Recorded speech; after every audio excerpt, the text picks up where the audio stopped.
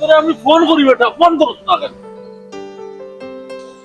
চাচারে বা আমি আছি সকাল থেকে বড় ফেরেশানির। আমার যে বন্ধু জলিল, তার ফ্যামিলিগত একটা সমস্যা হয়ে গেছে, সারাদিন ধরে ও বুলিয়ে আছে।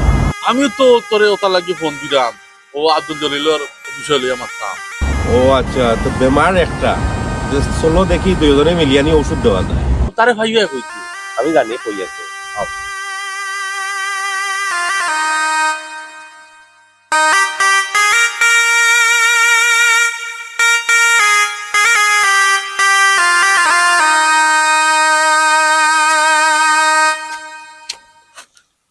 বন্ধু, কোনো তুই যেটা আমারে কইছ, পাবিয়ে যদি ইলা করইন চললো কেন, ইলা কিতা করবে আমি তো বুঝলাম।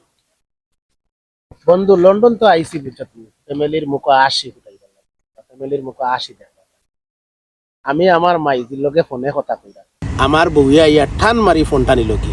আচ্ছা বন্ধু তুই কোসাই আমার মা এই যে দৃশ্যটা দেখিয়া বা এই ফোনিয়া ফোনের মাঝে তো মাতো আসলাম আমি আমার মায় শুনছই না, আমার মায় ফোনিয়া কতটুকু কষ্ট পাইবা তুই কোসাই। ওরে বন্ধু, তোর মায়ের তো খুব কষ্ট পাইবা।